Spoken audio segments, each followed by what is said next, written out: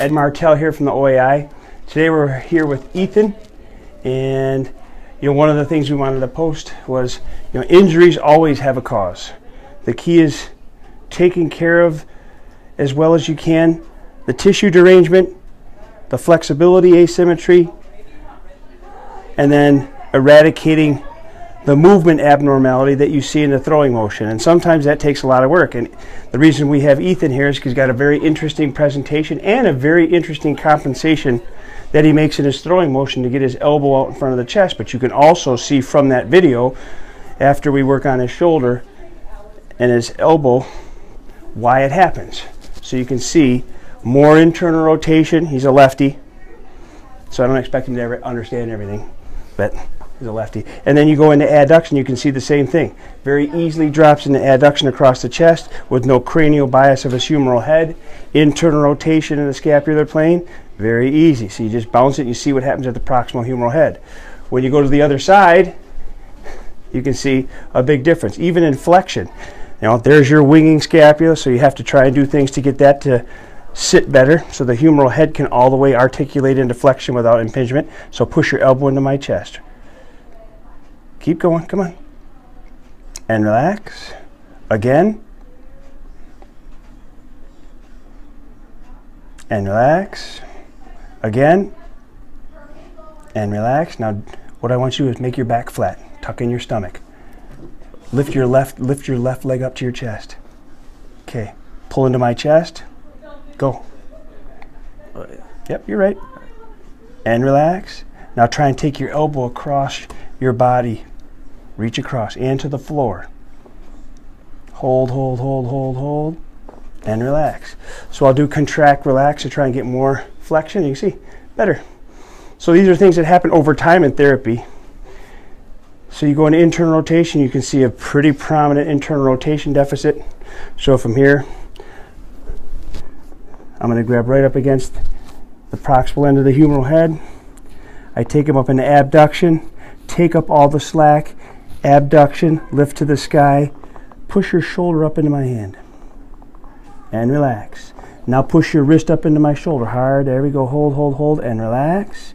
One more time with the shoulder, and relax. Now try and rotate your arm to the floor. Push your elbow to the side. Push it out, push it out, push it out. And good. So a lot of times I'll use more than one person, and now immediately I've got more internal rotation. So that's one thing that you pick and choose as you're treating someone, whether or not you're going to try and bite off too much, because you can actually cause a little discomfort. His adduction's not that bad, but you can see when you do take him up, there it goes. You'll see it all the time. You'll see cranial humeral migration because he doesn't have posterior inferior glide in his capsule. So I'll take him up in abduction again.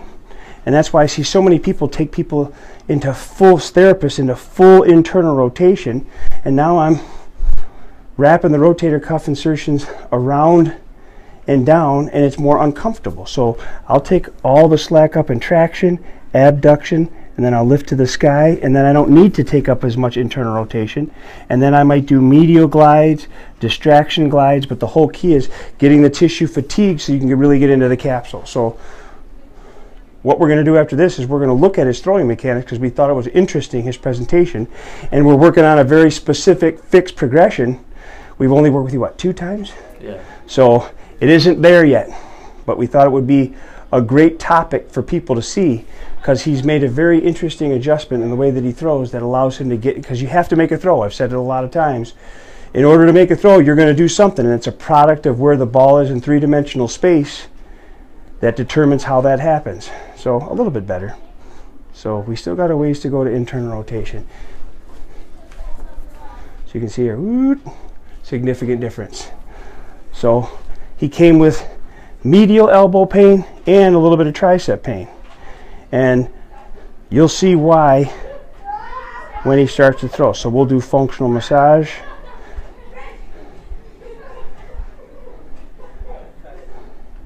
I'll do active release. Now I want you to flex and extend. Elbow, bend it for me. Bend it, extend it, bend it. There you go. So go ahead, keep doing that.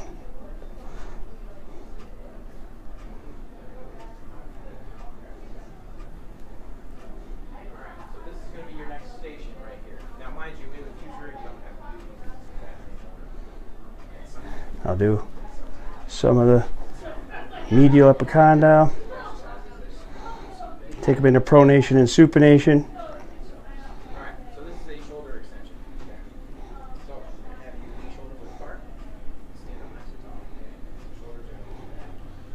I'll normally spend much more time on this, but for the purposes of doing our video, just wanted to show some of the things that we do. Self-myofascial release or functional massage, very good for your own recovery, especially for pitchers. So you can work on your medial elbow, your lateral elbow, your bicep, your tricep, your supraspinatus, infraspinatus, all things that are very easily accomplished. And you'll find that you'll have a much quicker or a much more accelerated recovery if you're doing things specific to the tissues that are the most worked during the throwing motion. So then you go right into another internal rotation. So now what I want you to do is I want you to pull your elbow to the floor and relax. Now I want you to suck your shoulder in the socket. Suck it in the socket, that way. Now rotate down. Rotate your wrist to the floor. Rotate your wrist to the floor, suck that shoulder in the socket, and relax. And they don't like it, but that's much better. So just a simple, very, very specific mobilization with traction and compression, because it's a three-dimensional joint. You want to stretch it three-dimensionally. And then you have them do activation, contract, relax, activate the agonist. Better. Okay, so we're going to go into the gym and we're going to look at his throwing mechanics, and we're going to identify, where we found what we found, which would be contributing to his throwing motion. But the identification process is easy once you know what to look for. Well, I wouldn't exactly call it easy. Once you know what to look for, you know the areas where to look in the throwing mechanics to be more suspicious that it could cause an injury, because you can throw wrong your whole life and not have an injury. But from a biomechanical efficiency perspective, as well as injury avoidance, it's important to do a specific fixed progression, which is what we're going to talk about when he throws. So we're going to initiate that next. We're going to have him initiate how he's thrown in the past, and we'll show you some of the things we're trying to do to modify that to get him better at getting his elbow in the proper position to avoid the stress that caused the injury in the first place. So go ahead, just a regular throw. Go ahead.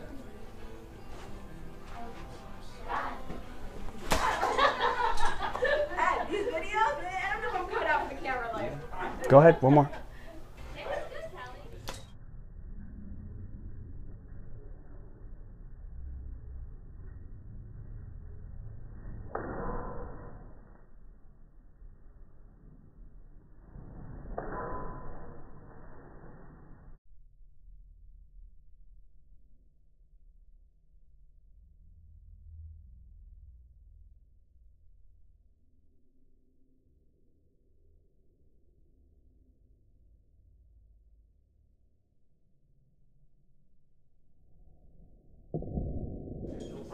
So one of the things that we noticed is that the distal end of his humerus was going up, and he was much closer to his head than we'd want.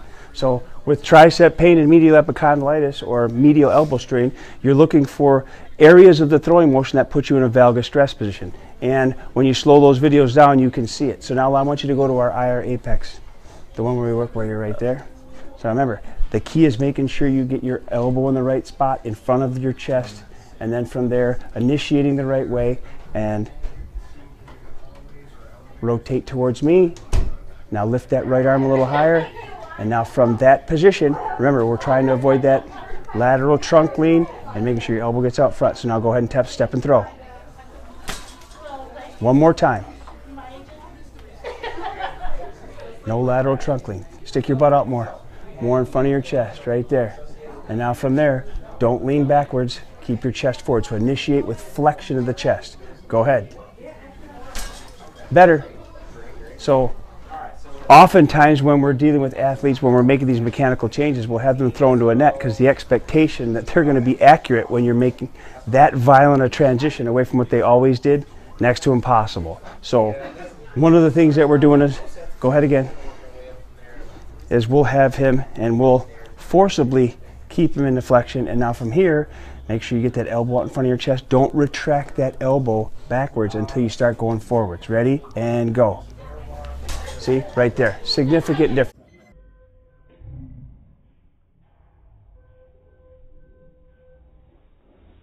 So by adjusting or modifying one simple thing, it has huge implications down the mound. So you have to understand what's happening in the acceleration and deceleration phases of the throwing and how that's implicated in injury to be able to correct it.